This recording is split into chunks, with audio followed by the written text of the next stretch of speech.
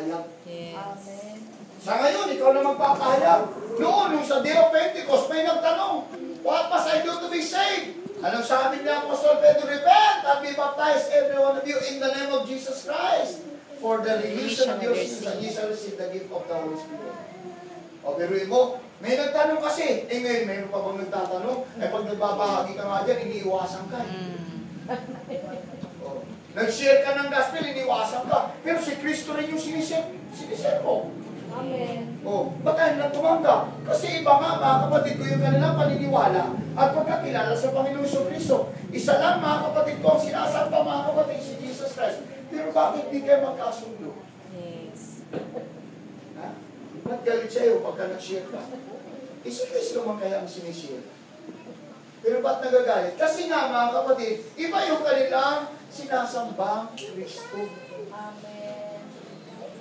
Amen. Amen. Kaya malinaw yun, mga kapatid. Kaya nga, ang pag-ibanghelyo ay nakatalaga, mga kapatid ko, sa kamay ng mga binago. Yes. Binago ba tayo ng Diyos? Amen. Nakatalaga na sa atin yun. Dati, hindi ka madaldal. Pagpasok mo sa simbahan, tahimik.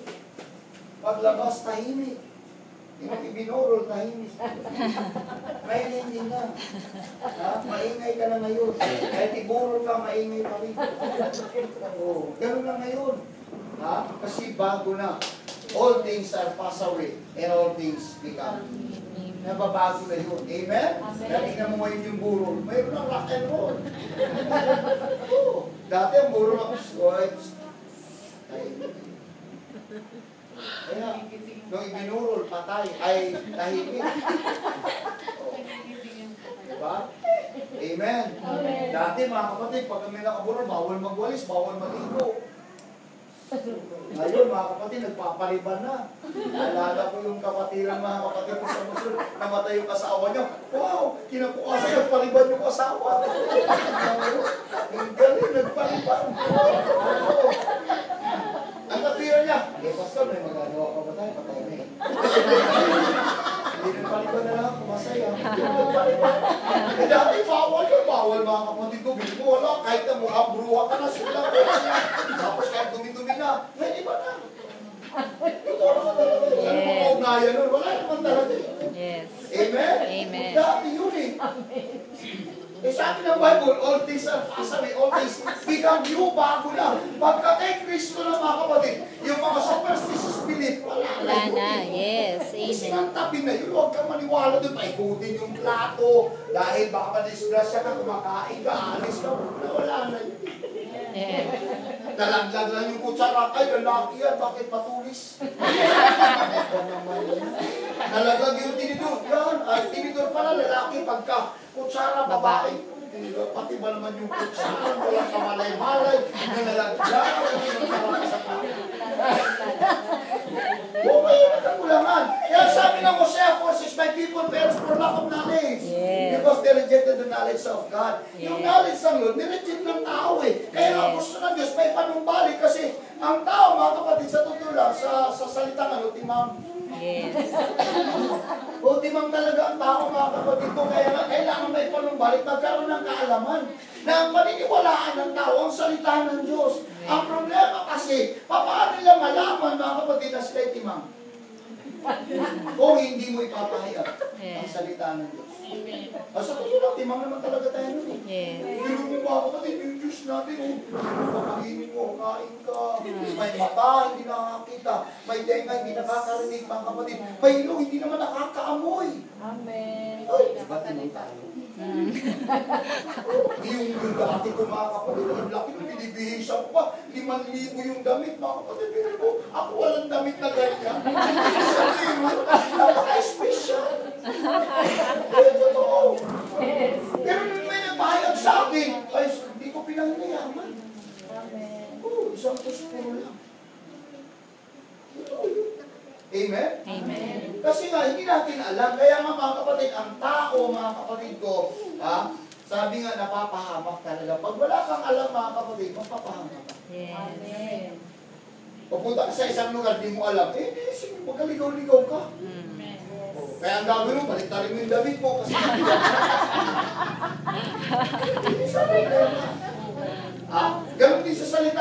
mga kapatid, ay hindi mo pwedeng baliktarin yung Bible. Kasi ang Bible, baliktarin mo man, yan pa rin ang nakasulat, Yes, mga kapatid. amen. Kahit ano pang salin dyan, yan pa rin ang nakasulat, mga kapatid. Amen? Amen. Kaya nga, ang tao, mga kapatid, hindi rin mga katao sa Panginoon unless na hindi sila unless na lang na sila maniniwala sa Panginoong Kristo. Amen. At kapag sila naniniwala, sigurado may nagpapahayag. Amen. Ito to. At ang pinakamasarap ng pahayagan, mga kapatid, alam mo, may mga karamdaman, ako, ang sarap pahayagan niya. Kahapon nga lang, mga kapatid, gulat, ang dami na usyuso, ang dami.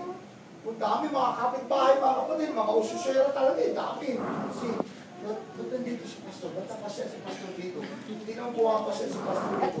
Ay, talaga namang nasa likuran pala ang dami. Talaga nagpahayag ako ng salita ng Panginoon. Sabi nung naglabasan ng mga kapatid, kasi may kapatid na tayo na doon, Pastor, na ano sila, nangilabot daw sila sa mga sinasabi mo. Ay talaga mangilabot sila dahil salita ng Diyos yun. Yes, Amen. amen. Ang Diyos naman ang nag-ano sa kanila eh. Ngayon, mangilabot lang sila, pero hindi naman ayaw naman nila tanggapin yung salita ng Diyos. Yes. Oh. Kasi konti pera lang, ala, tagay tayo na kagad. Tagay tayo. Inom agad, inom. Yan ang nangyari sa mundo. Kaya nga mga kapatid, tayo, talagang matiisin lang. Kasi minsan may mga binabagyan makulit eh. Kulit naman ng pastor kasi ayaw kong bahagyan. Bakit ikaw di ka makulit noon? Bakit ka sumusuko? Kung susuko ka, mas makulit ka pa sa kanila. Kasi nga sila noon ang kukulit. Ikaw noon ang kulit eh.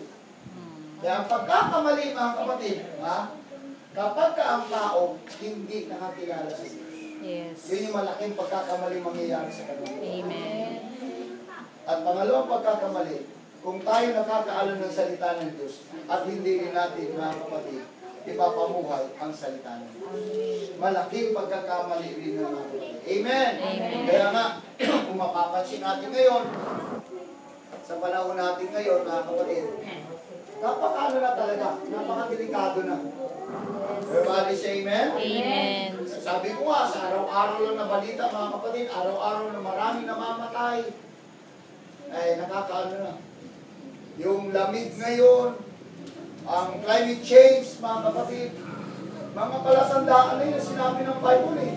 Pero mo, yung Canada, nag-yelo-yelo na ngayon. O, yung Niagara Falls, naging pato na. Ewan ko kung natunaw na ngayon. Ewan mo, mga kapatid, yung bayaw ko, mga kapatid, sabi niya, for the first time, nangyari ito sa Riyadh, ang lamig. Samantalang yung Riyadh, ang init-init dyan.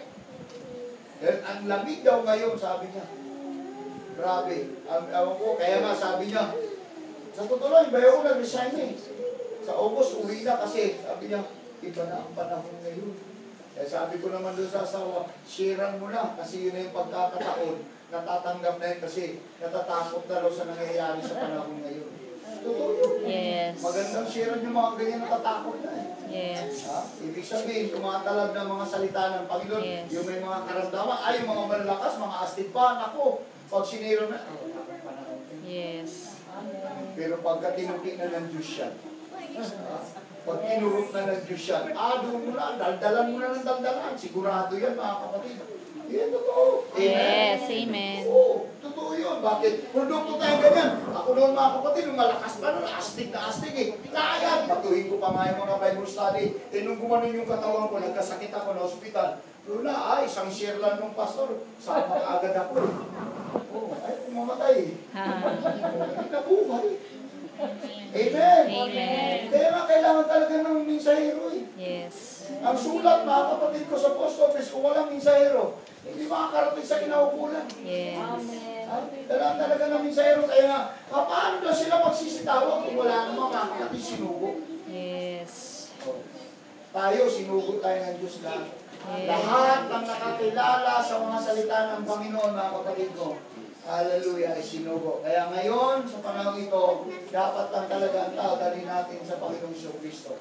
Sabi ng Acts 4:12, walang ibang pangalan na ibinigay sa silong ng langit na sukat ikaliligtas ng tao. Ang pangalan ng ating Panginoong Kristo. Kaya, nawa, huwag tayong manahimik. Yes. Dahil sa panahon ng pananahimik natin, marami ang Amen. dapat ngayon ang church maging madaldal na. Hello. Amen. Kaya ngayon, mga kapatid, yung ating mensahe, makakarating din yan sa ibang mga Yes. kapatiran sa ibang bansa, mga kapatid. Na sila naman hindi mananahimik, mga kapatid. Tayo ngayon, ang mga missionary ng Lord, hindi man natin masalikupan, mga kapatid ko, ang buong Pilipinas, at least, mga kapatid, kahit pa paano, kumikilos at gumagawa tayo. Amen. Amen? Amen. Sana huwag maglamig yung ating pag-ibanghelyo. Sana huwag maglamig yung evangelism natin na every month tayo, mga kapatid. Sana yung mga manggagawa na inatasan, huwag maglamig, mga kapatid ko, sa kanilang mga tungkulin. Pero bali sa amen. Ngayon, mga kapatid, sa totoo lang, pati mga kababaihan yan, sa Muson, mga kapatid, sabi ko, mag-share na kayo, magbukas kayo ng iglesia o ng church. Kaya sa Sabado, another church ang bubuksan natin, mga kapatid. Kahit na, Pastor, pwede ba kami? Pwede, basta wala nang lalaki, babae na. Naubos na yung lalaki, mga babae na naman. Amen. Tinatamad na yung mga lalaki, o yung mga babae ang ginagawa, mga kapatid. Ang mahalaga, salita ng Diyos ang ipapaya. Kaya marami ngayon, mga kapatid. O, Sister Rasmin, nagpadistino na sa Bicol. Yun na, uwi na siya sa April, mga kapatid. Tama-tama sa Mayo, pagpunta natin doon, nandoon na. Nandoon na siya. Kaya purihin ang Panginoon. Wala na, mga kapatid, patuntik-tuntik na yun. Kasi malaki ang pananagutan. Too much given and too much required. Ipinagkaloob mo, ipinagkaloob ng Diyos sa'yo, itinago mo, pananagutan mo. Amen? Amen. Sa leader, sa mga manggagawa, pinagkalooban tayo, at itinago natin, mananagutan mo. Yes. Amen po ba? Amen. Kaya nawa po, nawahan natin mga kapatid, ang unang bahagi, hallelujah, ng mensahe nito mga kapatid. At magpapatuloy ulit sa susunod na Huwebes mga kapatid. Patuloy lang tayo na mag-aral ng kanyang mga salita. Tumayo tayong lahat.